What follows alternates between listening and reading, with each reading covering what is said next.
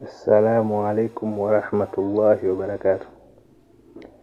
Naam, leo tusome kitu kimoja kinaitwa kwa taarifu ya arwah al-uluwiyya wa sufliyya. Katika kutengenezaji wa wafku, kwa sababu wafku huwaga ni namba, na kawaida katika kila namba huwa kuna kiumbe ambaye anahusika na namba hiyo. Na viumbe wenyewe wanahusika huwa ni wa aina mbili. Kuna viumbe wale arwah al-uluwiyya, wale viumbe ambao wanapatikana juu mbinguni. Alafu sufliyya ni wale viumbe ambao wanapatikana huko ardhini, huko duniani huko. Kwa kila namba. Kwa hiyo inakuwa inahusika na viumbe hao.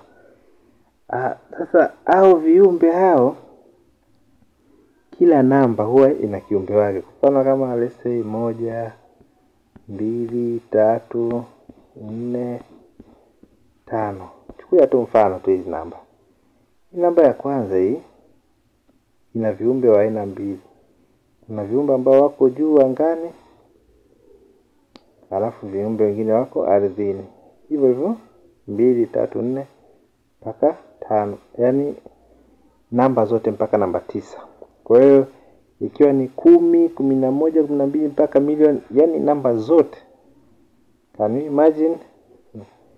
Kwa hiyo kila namba huwa ina viumbe wa aina mbili ambao wanahusika na namba hiyo. Sasa katika hao viumbe majina yao yanajulikana. Umeona?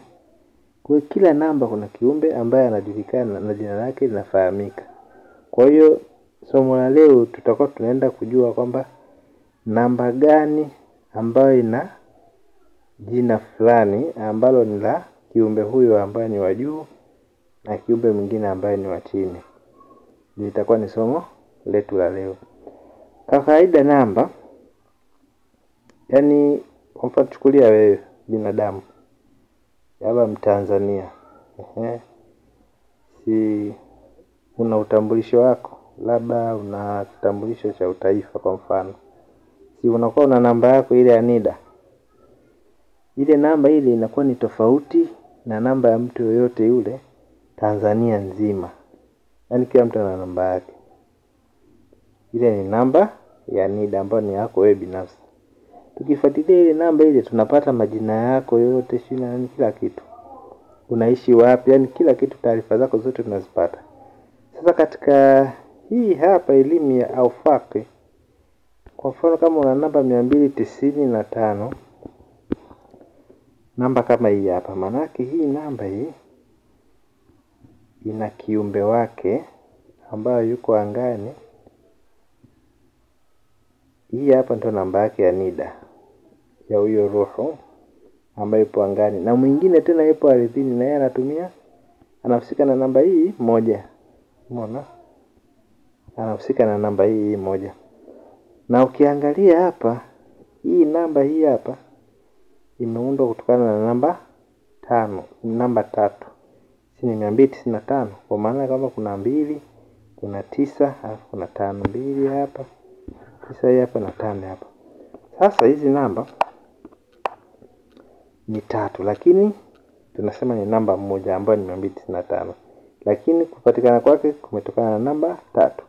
Manake yule kiumbe ambaye yuko angani ambaye atakuwa anahusika na namba hii 295, kutakuwa kuna wasaidizi wake watatu.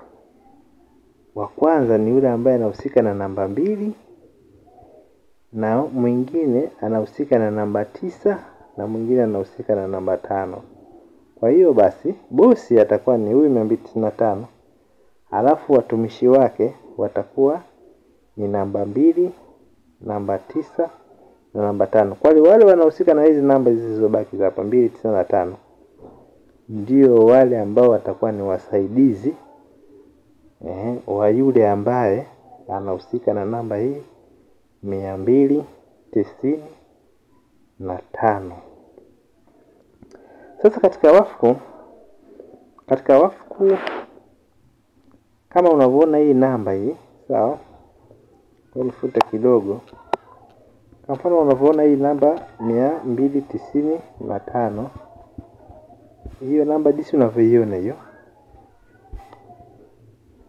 ni umbo au ni kiwiliwili. Nipunguze kidogo. Badilisha rangi kidogo. Haya. Chukulia mfano. Hapa nikiandika hivi. Muda kuuliza hiyo ngapi? Utasema 3. Wewe umejuaje kama ni 3? Kwa sababu ya umbo. Unakutana imeenda hivi, ikazunguka, ikakata hivi. Kwa hiyo umejua kwamba hii hapa ni 3. Mtu akiandika hivi unasema 4. Maana yake wewe umejuaje kama ni 4? Kwa sababu jinsi ilivyoundwa ni kwenda hivi alafu inakuja inakaa hivi. Maana yake hichi ni kiwiliwili. Sawa? Sasa kila kiwiliwili huwa kina roho. Unaona? Kwa hiyo katika hizi kazi za kirohania inabidi tumtafute kiumbe wa angani au wa ardhini ambaye utamtaja kwa jina akufanyie kazi yako. Sababu ile wafu siwaga ni namba. Sasa zile namba, katika kila namba inakuwa ina kiumbe wake ambaye yupo mbinguni, mwingine yupo ardhini ambaye anahusika na namba yako. Sasa sisi kazi yetu sisi hapa leo ni rahisi. Tunaenda kumfahamu kwa jina. Tunaenda kufahamu kwa jina. Haya, watu tufute kwanza hapa. Tupunguze. Tufute hapa. Tufute kwanza ili tuandike vizuri. Tunaenda kumfahamu kwa jina. Kwa mfano, tuchukulie tu mfano. Wewe una watoto wako, let's say 3 au 2. Tuchukulie watoto 2. Wako nyumbani. Mmoja Musa, mwingine Hasani. Mmoja Musa, mwingine Hasani. Wewe uko nje afu unasema wewe nani Juma? Wewe Juma nenda kanichotee maji. Maanake hakuna mtoto atakayetoka kwa sababu hakuna Juma. Hivyo hivyo katika mambo ya wafu ni lazima umuite kwa jina kwa sababu kila namba na nataka nitumie hii namba hii hapa. Kwa hiyo msione naitumia naiandika hii 295 ndio imenijia kichwani, nataka nitumie kama mfano. Kwa hiyo mtu akisema bana fulani Juma nenda kanichotee maji, hakuna mtu atakayeenda. Lakini ukisema wewe Hassan nenda kanichotee maji, maana yake atakuwa anaelewa jukumu kwamba nimeitwa mimi. Kwa hiyo Hassan lazima aende akafanyaje? Aende akachote hayo maji. Umeona?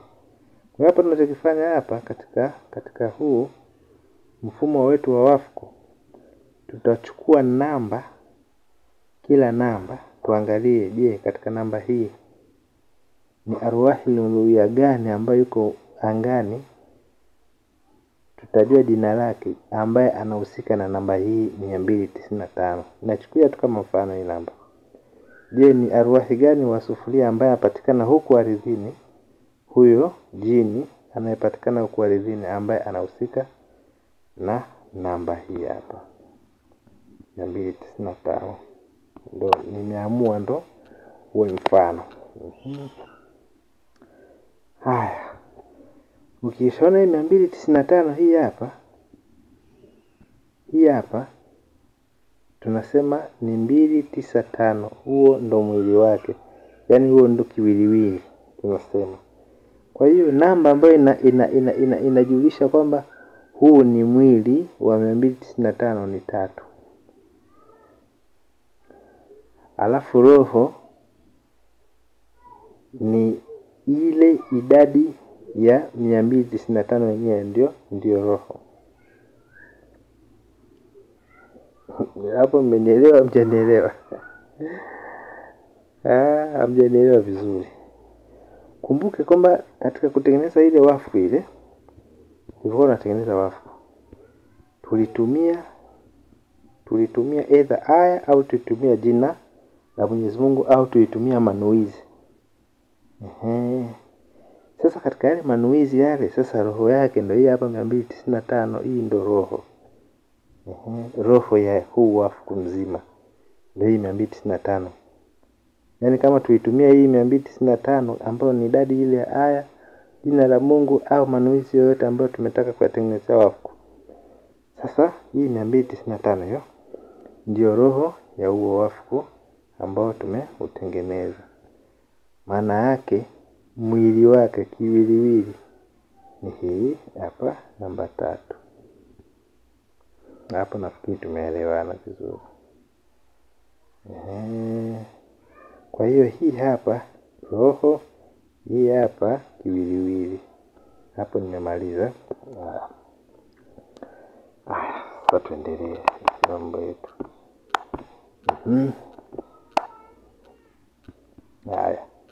Sasa katika hii 295 hii hapa, ili umuite yule kiumbe inabidi umtaje kwa jina. Kwamba wewe fulani, naomba unifanyie 1 2 3. Na yeye anajijua kabisa jina lake, mimi ni mtu fulani. Sasa tuangalie hapa. Nikisema nichukue hivi, na hapa najaribu kutoa mifano hivi mtu anielewe vizuri. Unaona? Nataka mtu anielewe vizuri. Kwa mfano, hii ni 200. 200 huwa ni re. 90 huwa ni swadi. Halafu 5 huwa ni he. Kwa hiyo nikiandika kwamba raswahi, kwamba raswahi, nikasema kwamba hili ndio jina la arwahi, ninakuwa nimekosea. Hakuna arwahi ambaye ni al-uluwi ambaye anapatikana angani mwenye jina kama hili. Namba ni hizi lakini jina sio hili hapa. Nimekosea nini? Kwa sababu majina yao huwa yana kodi maalum. Huwa ya kitu kinachoitwa kodi. Sasa tuangalie hizo ni kodi gani hizo. Tuangalie hizo kodi za hao viumbe ambao wanapatikana angani au ardhini. Hapa ukiangalia sasa hapa kwa mfano nikiandika neno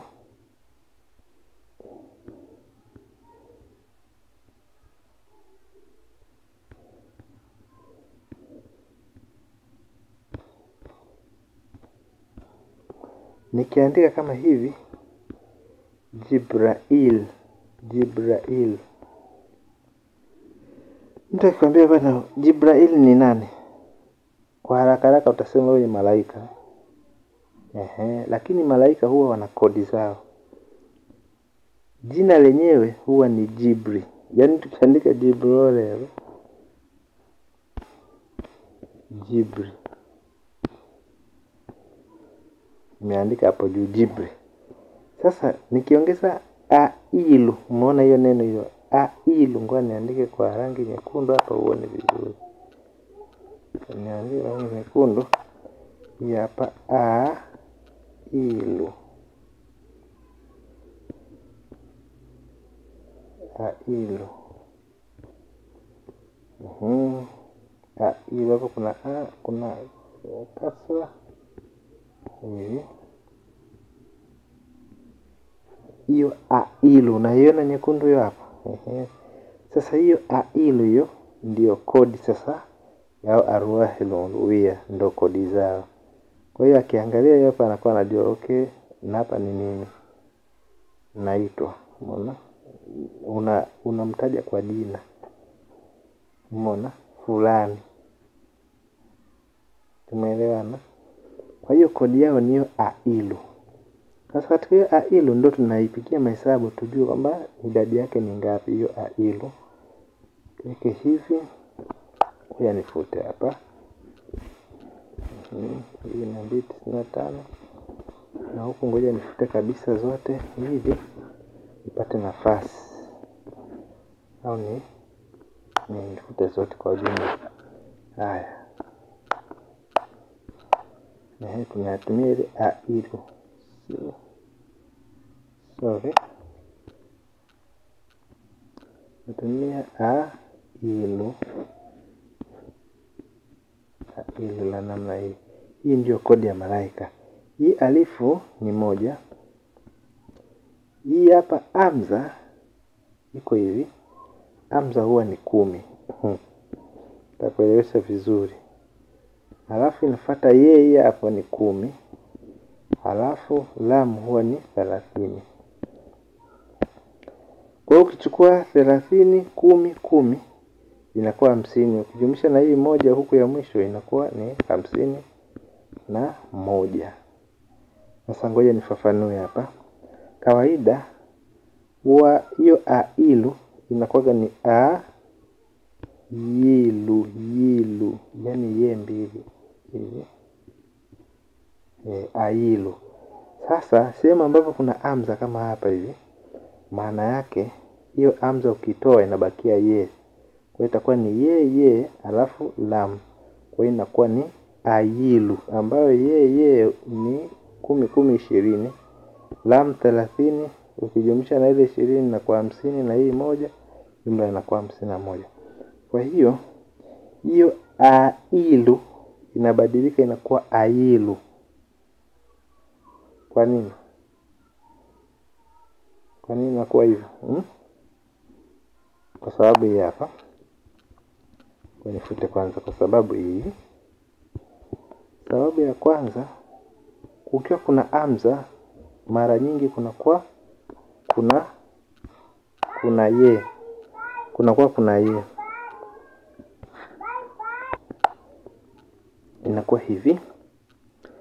Sasa ukiona hapo ailu, kwa mfano neno shay'in.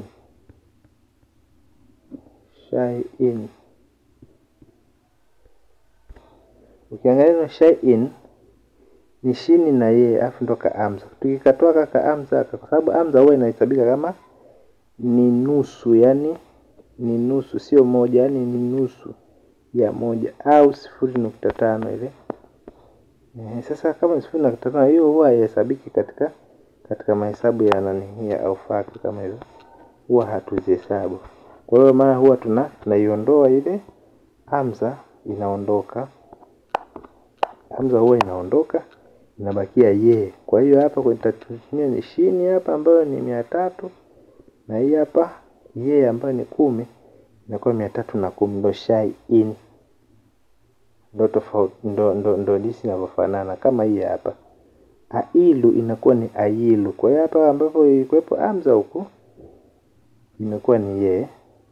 Na hapa ambapo ilikuwepo hamza pia huku imekuwa nini? Imekuwa ni ye. Kwa hiyo ndo maana inabakia ni 10 10 10. 10 10 30 afu na hiyo 1. Linapokuwa hivyo. Ila tofauti yake na kitu cha namna hii, ngoja nifute hapa nikuonyeshe kitu kingine ili usije ukachanganya mambo. Kwa kawaida kitu kingine ambacho natakiwa usikichanganye hapa, kuna neno ali. Neno ali kwa mfano kuna neno linaweza likawa hivi. Ali. Usije ukasema eti kwa sababu hapa kuna hamza inasomeka ali eti hapa niweke ye. Hii hapa ukitoa hauwezi ukasema kwamba kuna ye hapo. Hapana. Manake itakuwa ni alifu na lam. Hiyo hamza unakuwa hauitumii. Kwa hiyo hii ali ni jina la Mungu huwa inasomeka kama Eli. Eli. Yani the most powerful. Eli ni jina la Mungu ambalo liko katika lugha ya Kiebrania. Unajua kusoma dua imeandikwa awaluhu ali wa akhiruhu ali kwa Kiarabu. Au Ali Shaddai ambapo inasema kama El Shaddai. El Shaddai. ya majina ya Mungu ambayo yao katika Taurati. Kwa hiyo ni majina ambayo yapo kwenye Taurati. Sasa tumeshapata kwamba kodi yetu ni 51. Hapo ndipo tunafafanua tu hapa kwamba hii hamza kwenye upande huu inakuwa haitumiki, umeona? Na wala hakuna kuweka yeye. Kwa hiyo huko tumeshamaliza. Kwa hiyo hapa turudi kwenye nini? Kwenye kodi yetu, kodi namba yetu ambayo ni 51. Sasa katika hii 51 ni kodi ya arwahil uluhiyya. Kwa hiyo arwahil uluhiyya kodi namba yao ni 51. Haya. Sasa kumbuka tulisema namba yetu ambayo tutatumia kama mfano ni 295. Hii nimeamua tu kuiteua tu, tutatumia, ila unaweza kutumia namba yoyote ile. Sawa? Kwa hiyo 295 cha kwanza naenda kutoa hiyo 51 hii hapa. Hii natoa ngapi? Natoa 51. Nikitoa hapa 51 napata ngapi? Hapa napata 4. Hapa nitapata 4. Hapa napata ngapi? 2. Kwa napata ni 244. Sasa katika hii 244 kawaida tunabadilisha hizi namba kwenda katika herufi. Tutaanza na hii hapa 200. Yaani si 244 kwa inakuwa ni 200. Alafu inakuwepo 40. Alafu inakuwepo 4. Hizi ndio tunazibadilisha zinakuwa nini? Zinakuwa herufi. Je, tunaanza na 4 au tunafuata 40 na 200 au tunaanza 200 tunaenda 4 tunaenda 40 tunaenda kwenye 4? Jibu ni kwamba wengine ukiangalia katika vitabu vingine na watu wengine ambao walikuwa wanatufundisha wanasema kwamba unaweza hata ukachanganya.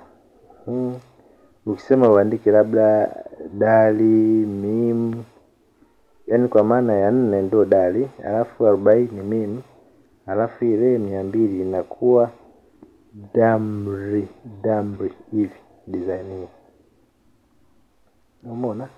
Lakini pia kuna vitabu vikubwa vya maulama vinakataa, vinasema kwamba kuita jina hivyo ni makosa kwa sababu unakuwa namba hauzipi heshima yake.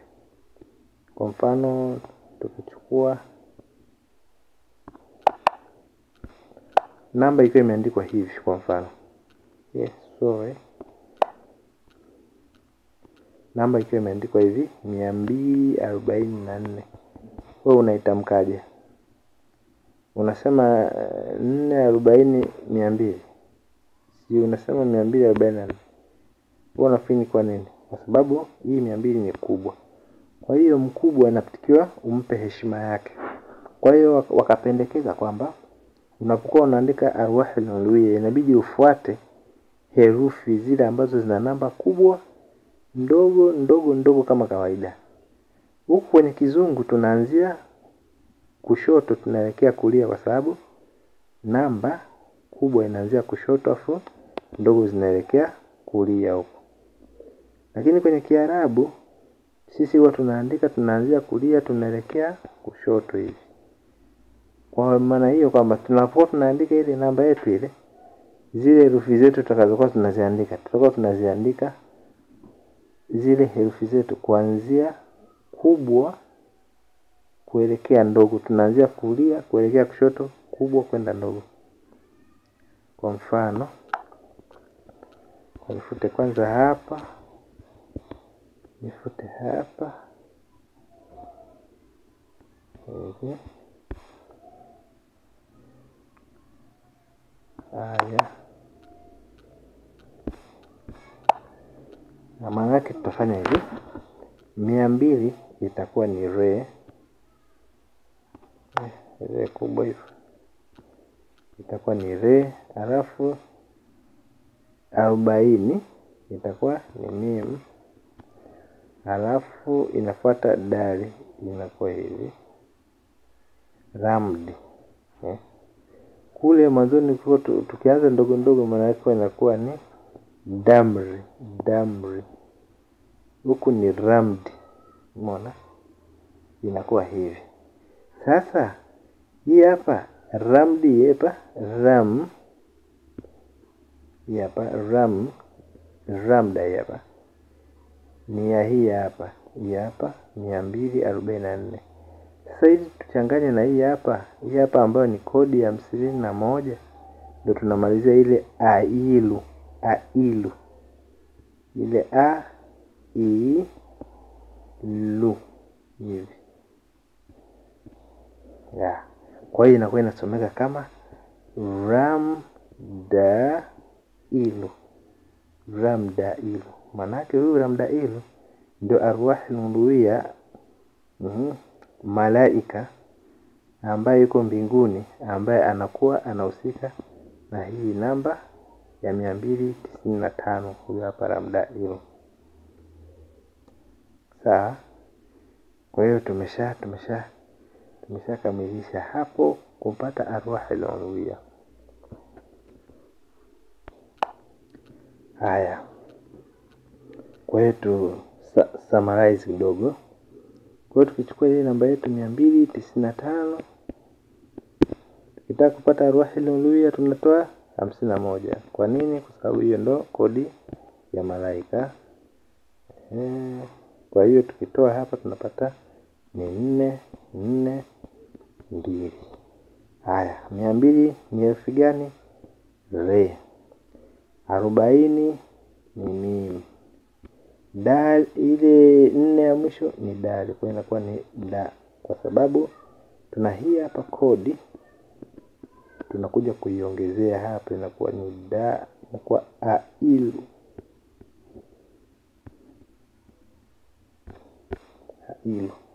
Inakuwa ni ramdailu.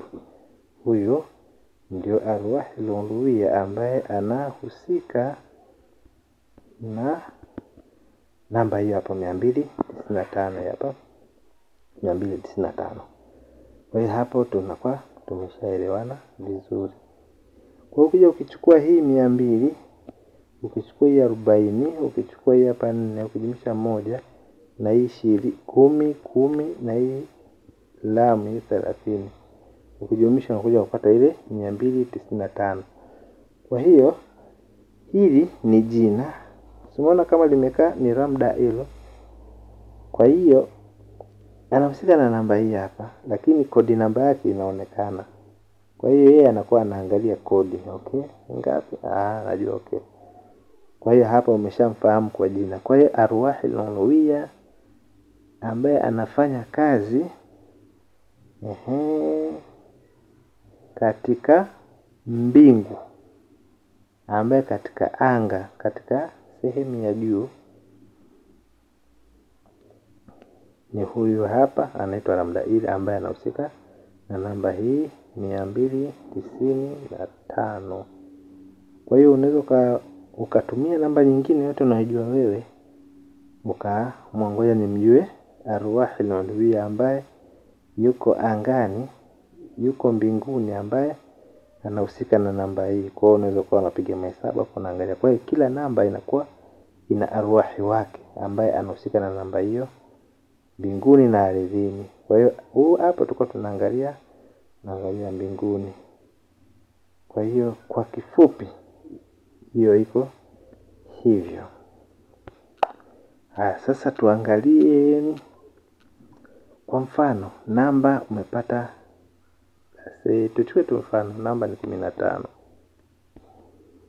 Lakini kodi namba yetu inatuambia kutaka kujua kwamba arwahi ambaye anahusika na namba 15, formula yake tunatoa ngapi? Tunachukua 15, tunatoa 50 ngapi?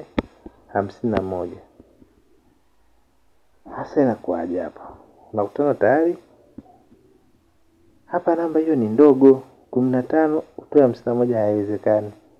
Itakuja negative number huko ambayo hatuwezi tukaitumia katika hii issue arwahul uluhiyya. Umeona? Arwahul uluhiyya hatuwezi kumpata hapa kwa sababu namba hii hapa nishakuwa ni ndogo kuliko ile ambayo tunatakiwa kutoa. Kwa hiyo tutakachokifanya sisi hapa, tunajumlisha hapa 360. Formula yetu ndio inatuambia. Kwa nini tunajumlisha 360? Kwa sababu anasema kwamba 360 ndio inakamilisha mzunguko wa dauratul falak ile. Yaani kwa mfano hata sayari yoyote ili kuweza kukamilisha mzunguko mzima huwa inatumia degree 360. Kwa hiyo kama unapata ile namba iko ni ndogo kuliko hii 51, kwa hiyo tunabidi tuijumlishie 360 halafu ndo tunatoa 51. Sawa? Ile ndogo tunajumlishia 360 halafu ndo tunatoa 51. Tunafanya kama tulivyofanya mara ya kwanza. Haya, hebu tupige hesabu yetu vizuri. Kwa nifute kwanza. Kwa nitachukua 15 najumlisha na 360. Hapa nitapata ni 5 7 3 ambayo inakuja 375. Hii 375 sasa ndio tunatoa sasa ile 51 ambayo ni kodi ya arwahul uluhiyya. Kitoa hapa tunapata ni 4. Hapa tunapata ni 2. Hapa tunapata ni 3. Kwa hiyo inakuwa ni 324. 300 ni shini. Alafu hiyo 20 ni kafu. Hiyo 4 ni dari. Alafu namalizia ilu. Ilu. Na ambayo itasomeka kama shakdail. Shakdail. Kwa hiyo huyu ndo arwahul uluhiyya ambaye anahusika na namba 15 ile tuliyokuwa tunayo ile. Kwa hiyo kutoka kwenye 15 amekwenda mpaka 375 kwa sababu alikuwa ni mdogo, hawezi kumtoa 55. Kwa hiyo maana yake tumeamua kuiongeza. Kwa hiyo tumepata hii hapa. Kwa hiyo kama namba ni ndogo unaongeza 360. Kama ni kubwa unatoa kama kawaida. Kwa hiyo inakuwa iko hivyo. Kwa hiyo ni rahisi. Kwa hiyo namba yoyote unaweza ukaitolea arwahul uluhiyya kutokana na maelekezo haya. Tunarudi tena. Sasa tuendelee tuangalie arwah sufliya. Hawa arwah sufliya ni majini ambayo tuko nao kwa ardhini. Unajua katika mifumo ya kiruhania ya kimajini huwa kuna viumbe ambao wako angani kwenye mbingu, halafu na wale viumbe ambao wako ardhini. Kwa mfano tukisema labda wale viumbe wanaomiliki siku, wanakuwa wanatawala kwa siku. Kuna majini ambao wanatawala huku, halafu kuna wale malaika ambao wenyewe wanakuwa wako kwenye mbingu. Kwa mfano unakutana labda Kasfiail, kama sijasahau, anakuwa yuko katika mbingu, halafu yule ambaye ni Maimuna anakuwepo huko ardhini. Kwa hiyo unakutana mmoja malaika kwa duniani jini, malaika kule mbinguni, duniani anakuwepo jini. Ndio wanakuwa wanafanya hivyo. Na katika wafu hivyo hivyo, malaika mmoja anakuwa katika mbingu, halafu katika ardhi huku anakuwepo mwingine ambaye anahusika na namba husika. Kila namba inakuwa ina mtu wake. Sasa basi tuendelee na mfano wetu ule ule wa 275. Mbona 275. Sasa kodi ya arwahi sufliya ambayo ni majini huko ardhini huwa ni 319. Tunatumia hii namba. Hii ndio kodi. Kule sisi kwenye arwahul uluhiyya tulikuwa tunatumia 51. Sasa huku tunatumia 319 ambayo ni neno tuish. tuish hapa, ambapo twe ni 9, afu hapa ni 10, afu ni 300. Kwa hiyo inakuwa ni 319. Ndo arwahi sufuria wanakuwa wanatumia kodi namba hii hapa. Kwa hiyo ukitafuta kumuita jina la ruhi ambaye yuko ardhini ambaye anatumia hii namba 295, so ni 95 295, sababu tuitumia 295, maana yake tutatumia hii kodi namba ya 319 tunatoa hapo. Tunatoa kama jinsi tulivyofanya kule, tunachukua namba ile tunatoa 319. Kwenye arwahi nuluia tuchukua namba tunatoa 51. Huko kwenye sufuria tunachukua namba tunatoa 319. Sasa ukiangalia nature ya namba yetu hii hapa, namba yetu inaonekana kama ni ndogo. Namba yetu ni ndogo, ni 295. Haiwezi kutoa huyu hapa 300. Hawezi kumtoa 300. Kwa hiyo formula yetu ni ile ile. Huyu hapa tutamjumlishia 360. Kwa mseme 360 alafu ndo tunatoa 319. Sasa hapa ngoja nifute tu zote. Kwa hiyo nitachukua ile 295 najumlisha na 360. Sababu ya kujumlisha 360 ni kwa sababu haifikii 319 hii hapa. Hii namba hii. Kwa hiyo maana tunaamua kuiongezea 360. Kwa nini naongeza 360? Nishaeleza kule. Hii 360 imetoka kwa sababu ndio inakamilisha daurul falak. Ule mzunguko unatumia degree 360 kwa sababu kawaida dunia hivi huwa ni 180 hapa na hii hapa 180. Nusu mduara. Kwa hiyo tukijumlisha 180 inakuja 360 ambayo ni mzunguko mzima wa duara zima. Ndio iko hivyo. Kwa hiyo maana tunakuja tufanyaje? Tunaongeza hiyo 360. Tukijumlisha hapa tutapata ni 5. Hapa tunapata tena ni 5. Kwenda na moja hapa, kwa hiyo itakuwa ni 6. Hapa ni 655. Kwa hiyo tutapata 655. Nafuta kwanza nipate nafasi hapa ya kuandika. Kwa hiyo kwa 655 ndio tumepata. Kwa 655. Alafu ndio tunatoa sasa na 319. Haya. Kwa hiyo tukitoa hapa tunapata 15, toa 4 hapa tunapata 6. Hapa ulibakia 4 kutoa 1 3. Hapa nabaki 3. Kwa utapata ni 336. 300 huwa ni shin. Sawa? 30 huwa ni lam. Alafu hiyo 6 huwa ni wau. Alafu tunamalizia na ile kodi namba yetu ambayo ni hii hapa, ambayo ni tuish.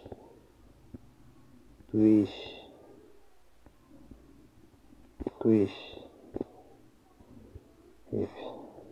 Kwa hiyo itakuwa inasomeka kama shall wa tuish.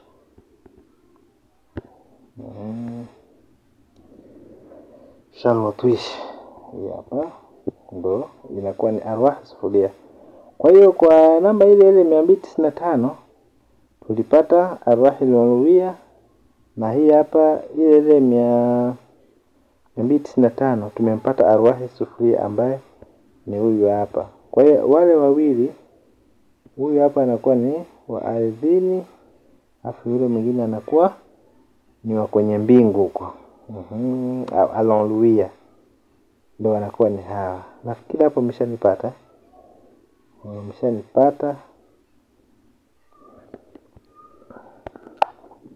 Kwa hiyo tumeshatumia mpaka hapa kama zaidi ya nusu saa.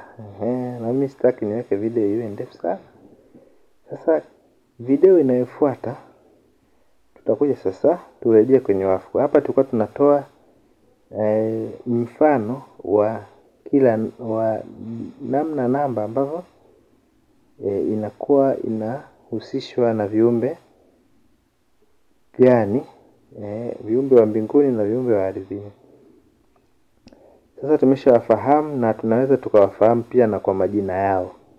Maana kipindi kinachofuata tutarudi sasa katika wafu wetu ambao tuliutengeneza, ili sasa tuingie sasa tukapige mahesabu, alafu tuangalie hawa arwahi al-uluhiyya watafanya kazi gani, arwahi suflia watafanya kazi gani, na tutakuja tuangalie na kisomo.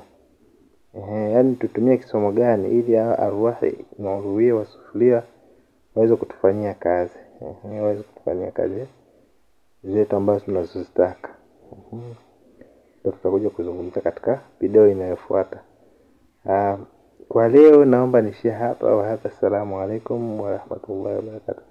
Naomba msisahau kusubscribe na kulike. Na like kama umefaidika, una like kidogo basi. Hili nisijione kama nafundisha maroboti. Nisijione nafundisha maroboti, nijue kama watu hapo wanaosoma. Mbona? Assalamu alaikum wa rahmatullahi wa barakatuh.